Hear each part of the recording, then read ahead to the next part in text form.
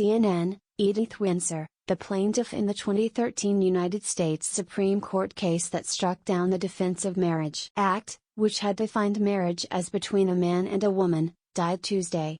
In an op-ed for CNN later that year, she reflected on her decision to seek justice. On Sunday, I will have the honor of serving as Grand Marshal in the New York City Pride Parade. I have marched in the parade for the last several years carrying a huge rainbow flag. Last year, I was so elated that I danced my way down the street for the entire route.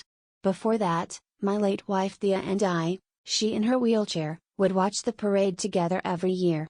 If someone had told me 50 years ago that I would be the marshal of the New York City Gay Pride Parade in 2013 at the age of 84, I never would have believed it.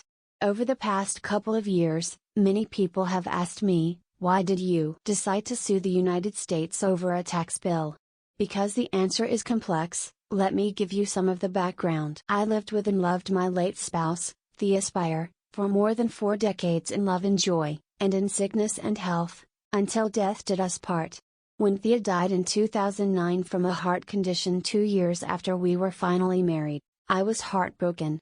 On a deeply personal level, I felt distressed and anguished that in the eyes of my own government, the woman I had loved and cared for and shared my life with was not my legal spouse, but was considered to be a stranger with no relationship to me. On a practical level, because of the so-called Defense of Marriage Act, or DOMA, I was taxed $363,000 in federal estate tax that I would not have had to pay if I had been married to a man named Theo instead of a woman named Thea.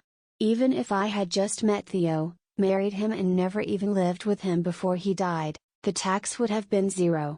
So, overwhelmed with a sense of injustice and unfairness, I decided to file a lawsuit to get my money back. I lucked out when Robbie Kaplan, a litigation partner at the law firm of Paul Weiss, walked into my life at a time when the gay organizations that I approached responded with, "It's the wrong time for the movement," Robbie Kaplan said, as did the Reverend Martin Luther King Jr. before her, "There is no wrong time to seek justice." She answered my plea, and took me on. Robbie argued my case in the Supreme Court on March 27 this year.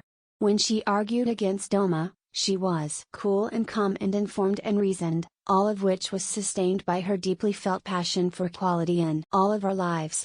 And we won, all the way. I have been so honored and humbled to represent not only the thousands of Americans whose lives have been adversely impacted by DOMA, but those whose hopes and dreams have been constricted by that same discriminatory law. Because of the historic Supreme Court ruling in my case, the federal government can no longer discriminate against the marriages of gay and lesbian Americans. Children born today will grow up in a world without DOMA. And those same children who happen to be gay will be free to love and get married, as Thea and I did, but with the same federal benefits, protections and dignity as everyone else. To all the gay people and their supporters who have cheered me on, thank you. I'm sure that Thea is thanking you, too. Not only does a much larger portion of the straight world see us differently, as just people who live and love and play with their kids, but also our own community has come out and seen each other, and loved each other, in a way that makes me courageous and proud and joyous every day. If I had to survive Thea, what a glorious way to do it. The opinions expressed in this commentary are solely those of Edith Windsor.